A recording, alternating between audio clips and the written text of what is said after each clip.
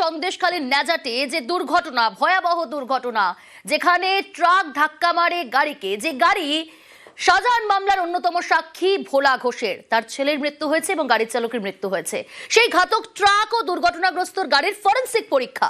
শাহজাহান মামলার সাক্ষীর গাড়িতে ট্রাকের ধাক্কা, রাতে নয়াঞ্জলি থেকে ট্রাক ও গাড়ি তোলে পুলিশ। ঘাতক ট্রাক ও গাড়িটিকে রাখা হয় পেট্রোল পাম্পে। ঘাতক ট্রাক ও দুর্ঘটনাগ্রস্ত গাড়ির এবার ফরেনসিক পরীক্ষা। আরো ডিটেল জানার চেষ্টা করব। সরাসরি অমিত রয়েছে আমার সঙ্গে। অমিত, তুমি যেখানে দাঁড়িয়ে রয়েছো তার পিছনেই সেই ঘাতক ট্রাক। ফরেনসিক পরীক্ষা ইতিমধ্যেই হয়েছে এবং ফরেনসিক বিশেষজ্ঞরা তারা গতকালও পৌঁছেছিলেন দুর্ঘটনাস্থলে। সব মিলিয়ে এখনো পর্যন্ত কি কি আপডেট উঠে আসছে?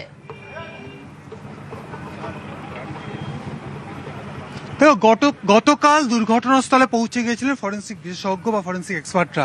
কি অবস্থাতে এই ঘাতক লরিটি সেখানে কি অবস্থায় পড়েছিল, এবং অন্যদিকে ভোলা ঘোষের যে 4 চাকা গাড়ি সেটি কি অবস্থায় দুর্ঘটনাস্থলে ছিল, সেটি কালকে কিন্তু ঘটনাস্থল থেকে তারা এক্সামিন করেছেন। এবং আজকে কিছুক্ষণ আগেই ফরেনসিক এক্সপার্টরা একদম ঘটনাস্থল থেকে যেহেতু এই লরিটিকে তুলে আনা হয়েছে এবং একই সঙ্গে ভোলা ঘোষের গাড়িটি তোলা হয়েছে, সেক্ষেত্রে কি কি অংশ ড্যামেজ হয়েছে, বিশেষ করে এই যে জোন যেখানে হচ্ছে চালক বসেছিলেন চালকের আসনে লরির, সেই জোনের অংশ সেখানে কি কি ড্যামেজ রয়েছে সেটা দেখার পাশাপাশি, এক্সামিন করার পাশাপাশি গাড়ির চাকা, কারণ বারবার প্রশ্ন যেটা উঠছে যে লরিটি যদি দুর্ঘটনা এড়ানোর চেষ্টা করতেন তাহলে ব্রেক কষলে 16 চাকার গাড়ি, তার নিজস্ব ওয়েট রয়েছে, তাহলে মাটিতে ঘর্ষণজনিত দাগ কিন্তু স্পষ্ট হতো।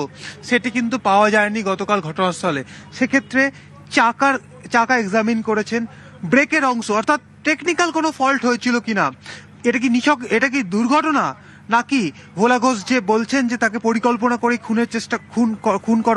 খুন করার একটা চেষ্টা করা হয়েছিল সেই ঘটনা।